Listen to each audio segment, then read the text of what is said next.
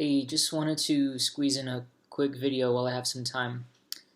I have a couple of very short lucid dreams to report on. So the one before the previous one, well, I'll just talk about my previous one because that seems less confusing.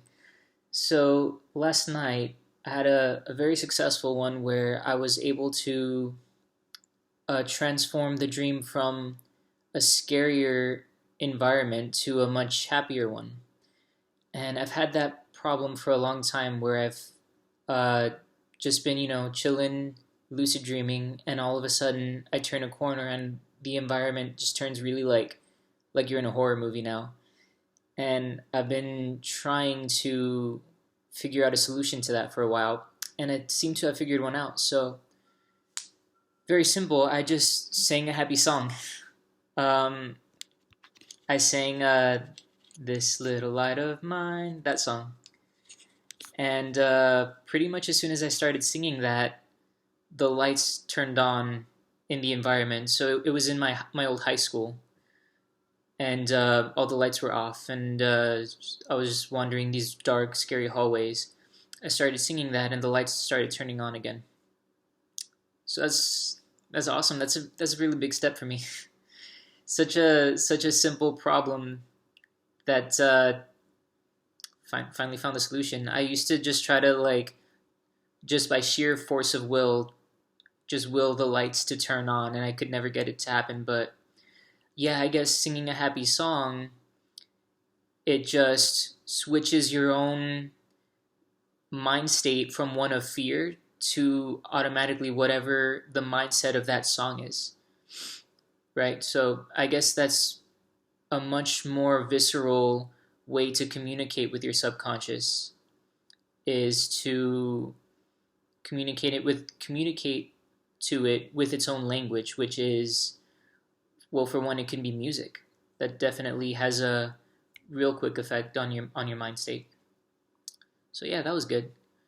Uh, the one before that was a few days ago, and that one was successful too. I'm trying to remember. Oh yeah, so I had a similar problem in that one. I was wandering around. I was lucid. I just realized it was a dream, and I realized that I went to open a door, and it kind of did that thing where instead of leading where it should lead, it kind of just leads you back in a loop. So now you're just kind of trapped in a loop of looping rooms, right?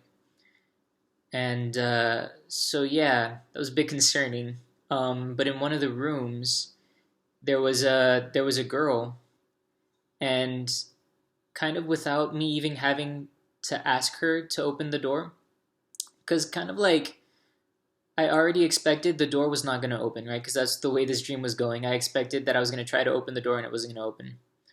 So I looked at this girl, and without me having to ask, she was like, "Oh yeah, don't worry about it. I'll open the door." And I'm like, "Great, thanks." And yeah, she opened it. That worked out great. So yeah, two very successful lucid dreams. It was this one that I just talked about that made me want to try intentionally lucid dreaming again. Because for the past few years, I've just been having an accidental lucid dream every now and then, like once every few months. Um, but yeah, that one had been a lot more positive than the ones that I had been having lately. The reason I stopped really wanting to lucid dream was just because I could never get past that problem of turning the dream from a scary environment to just a positive thing.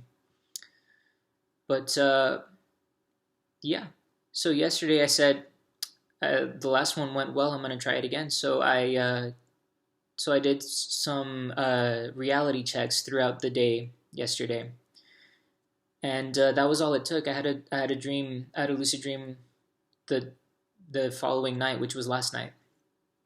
The reason I think it was so easy for me to have one intentionally this time is because for the sorry about that was because for the past few months I've been meditating regularly. Um, as well as dream journaling. Even though I hadn't been intending to lucid dream on purpose, I kind of just wanted to stay in the habit of dream journaling in case I ever wanted to try it again. Also, I think dream journaling is really healthy just to uh, keep a healthy connection with your subconscious. I think it's a really good exercise for just cognitive function in general. Sometimes you want to access those functions of the mind which are not conscious, right? The subconscious. That's what that is. So I had been meditating regularly, I had been dream journaling just for the purposes of keeping my mind sharp. I'm in college now, so I definitely want to do that. Back in college now. Um, so yeah, I mean, feeling good. I had a lucid dream on my first night intending to do it. Oh, another thing that helps a lot is sleeping on your back. No idea why. That does wonders. That is maybe the number two thing that helped me the most when I was first learning to start lucid dreaming. The number one thing was meditating. So if this is your first time watching one of my videos, I'll give you my best lucid dreaming tips. 1. Dream journal. Wake up, write down whatever dream you can possibly remember. Number 2, reality checks. You can look up these things in more detail, but reality checks is basically kind of, one example is you pinch yourself, and if it doesn't hurt, you're in a dream, and if it hurts, you're not in a dream. There are less painful ones. You can look up different ones, but yeah, dream journaling,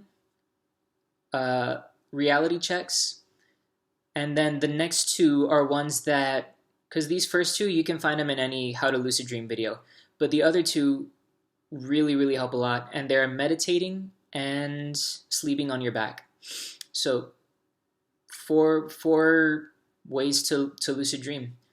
And obviously the fifth one is just persistence, right? You just have to keep trying. It's not gonna happen your first time, but keep trying. After, it took me a few months, if not a year, but some people it's a lot easier.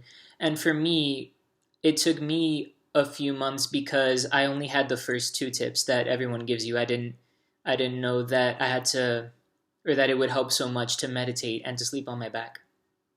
Just on your back, not on your sides, just sleeping on your back. So anyways, yeah, feeling good, glad to be back doing this. I intend to continue trying to have lucid dreams and continue making these videos. Yeah, thanks for watching, and see you next time.